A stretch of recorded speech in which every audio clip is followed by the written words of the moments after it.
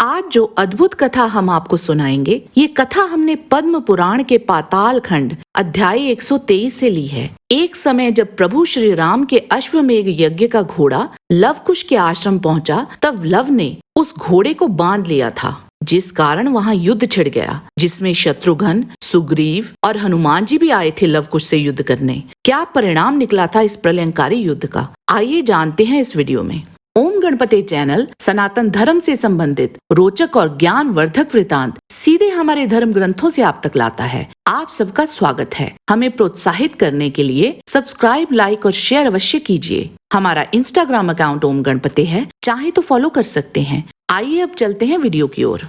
जब वह अश्व वाल्मीकि जी के आश्रम पर जा पहुंचा, तो लव तुरंत ही घोड़े के समीप गए। घोड़े के ललाट में जो पत्र बंधा था, उसको पढ़ते ही लव को क्रोध आ गया और वह हाथ में धनुष लेकर अन्य ऋषि कुमारों से बोले, अरे इस क्षत्रिय की धृष्टता तो देखो। राम क्या है, शत्रुघ्न की क्या हस्ती है। क्या यही लोग क्षत्रिय के कुल में उत्पन्न हुए हैं? हम लोग श्रेष्ठ क्षत्रिय नहीं हैं? इस प्रकार बहुत सी बातें कहकर लव ने उस घोड़े को पकड़ लिया। मुनि पुत्रों ने लव को समझाया कि वह घोड़े को जाने दे, क्योंकि अयोध्या के राजा श्री राम बड़े पराक्रमी और बलवान हैं। पर लव ने उन्हें भी कटु वचन सुना दिए। तब सर्वप्रथम शत्रुघ्न के सेवक वहां आए और बोले, किसने इस घोड़े को यहाँ बांध रखा है? किसकी मृत्यु आई है? तब लव ने उत्तर दिया, मैंने। और यहाँ यमराज भी आ जाए तो वो भी हमारे बाणों की बौछार से संतुष्ट होकर स्वयं माथा टेक देंगे। सेवकों ने लव को बच्चा समझ के उनकी बातों को अनदेखा कर दिया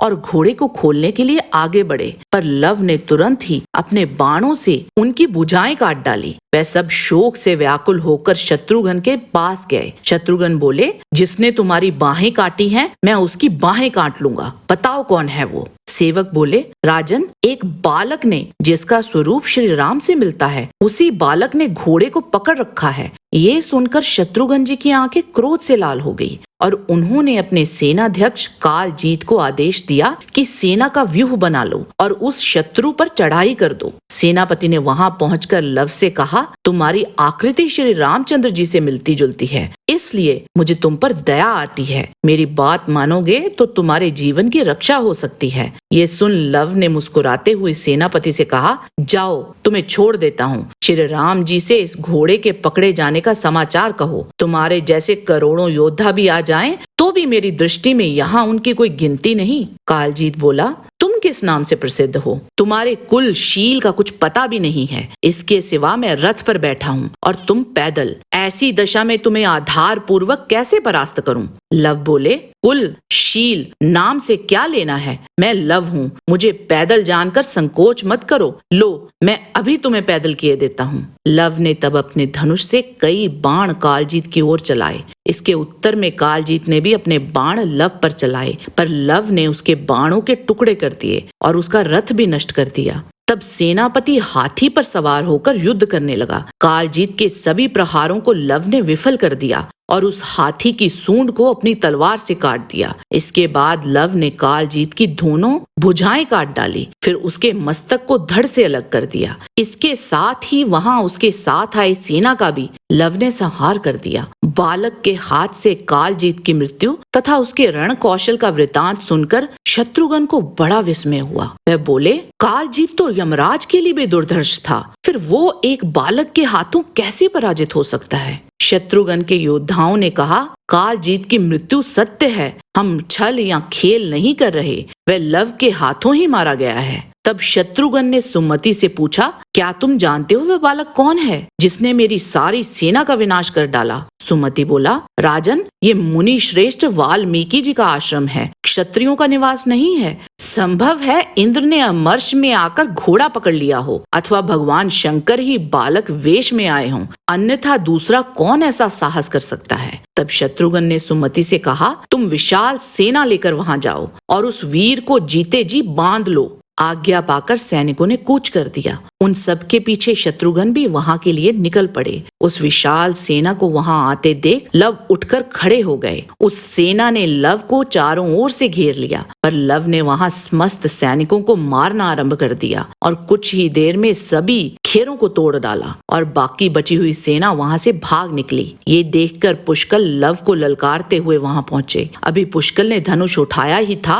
कि लव ने उसका धनुष काट डाला और फिर उसका रथ भी नष्ट कर दिया। इसके उपरांत एक विषैला बाण पुष्कल पर चला दिया। वह बाण पुष्कल की छाती में धंस गया और वह मूर्छित होकर वहीं गिर पड़े। पुष्कल को मूर्छित देख हनुमान जी ने उसे उठाकर शत्रुघ्न को अर्पित कर दिया। उन्हें अचेत देख शत्रुघ्न का चित्त शोक से भर गया और उन्होंने क्रोध में भरकर हनुमान जी को लव का वध करने के लिए आज्ञा दे दी। हनुमान जी भी क्रोधित होकर बड़े वेग से वहां पहुंचे। लव के मस्तक को लक्ष्य करके उन्होंने वृक्ष का प्रहार किया, पर लव ने उस वृक्ष के टुकड़े टुकड़े कर डाले। फिर हनुमान जी ने बड़ी बड़ी शिलाएं उखाड़कर लव की ओर फेंकी, परंतु लव ने अपने बाणों की वर्षा से शिलाओं को चूर्ण कर दिया। फिर हनुमान जी के क्रोध की कोई सीमा न रही। उन्होंने लव को अपनी पूंछ में लपेट लिया। लव ने अपनी माता जानकी का स्मरण किया और हनुमान जी की पूंछ पर एक मुक्के से मारा। इससे उनको बड़ी व्यथा हुई और उन्होंने लव को बंधन से मुक्त कर दिया। पूंछ से छूटने पर लव ने हनुमान जी पर बाणों की बौछार आरंभ कर दी, जिससे उनके समस्त शरीर में बड़ी पीड़ा होने लगी। उस बाण वर्षा को हनुमान जी ने अत्यंत दुस्सह समझा और वह रणभूमि में मूर्छित होकर गिर पड़े। फिर लव अन्य राजाओं को मारने लगे और उधर हनुमान जी के मूर्छित होने का समाचार सुनकर शत्रुघ्न को बड़ा शोक हुआ और स्वयं ही युद्ध स्थल में पहुंच गए। तब उन्होंने भी लव से उनका नाम, कुल का नाम आदि पूछा। लव ने उन्हें भी उत्तर दिया कि मेरे नाम से या मेरे पिता के नाम से तुम्हें क्या काम? यदि शक्ति हो तो बलपूर्वक अपना घोड़ा छुड़ा के ले जाओ। इसके बाद तो दोनों में भीषण युद्ध आरंभ हो गया। लव के प्रहारों को देख शत्रुघ्न भी दंग रह गए थे। उन्होंने भी लव के बाणों को काटना शुरू कर दिया। अपने बाणों को कटा हुआ देख लव ने शत्रुघ्न के धनुष को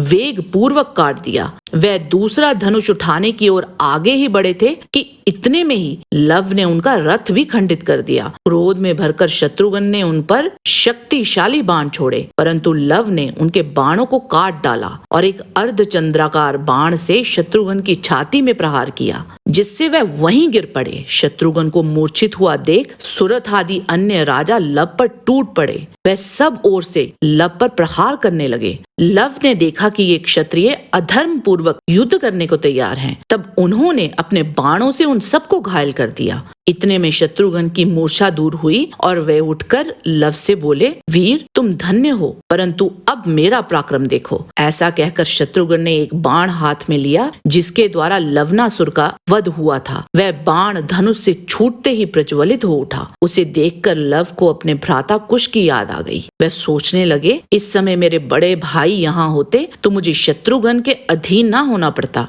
इस प्रकार विचारते हुए वे महान बाण लव की छाती में जा लगा। उसकी चोट से वीर लव मूर्छित हो गए। इस प्रकार लव को मूर्छित देख शत्रुघ्न ने युद्ध में विजय प्राप्त की और लव को रथ में बैठाकर वहां से ले जाने का विचार किया। अपने मित्र लव को शत्रु के चंगुल में फंसा देख उनके ऋषि मित्र तुरंत आश्रम में पहुंचे और माता सीता को सब कह सुनाया कि कैसे लव ने अपने पराक्रम से वहां सब पर विजय पाई, परंतु शत्रुघ्न के एक बाण से वह मूर्छित हो गए और वह उसे वहां से ले गए। माँ सीता बोली, ये राजा बड़ा निर्दयी है। वह एक बालक के साथ क्यों युद्ध करता है? तुम बताओ, वे मेरे पुत्र को कहाँ ले गए हैं? अभी वह बालकों से इस प्रकार कह ही रही थी कि उसी समय महर्षियों के साथ वीरवर कुश भी आश्रम में आ पहुँचे। उन्होंने देखा माता बहुत व्याकुल है और उनकी आंखों से आंसू बह रहे हैं। कुश ने कहा, माँ मुझ पुत्र के रहते तुम पर कैसा दुख आ गया और मेरा भाई लव कहाँ है? तब जानकी जी ने कहा, बेटा किसी राजा ने लव को पकड़ लिया है। तुम्हारे भाई ने बड़ी ही बहादुरी से युद्ध लड़ा, परंतु अंत में उसे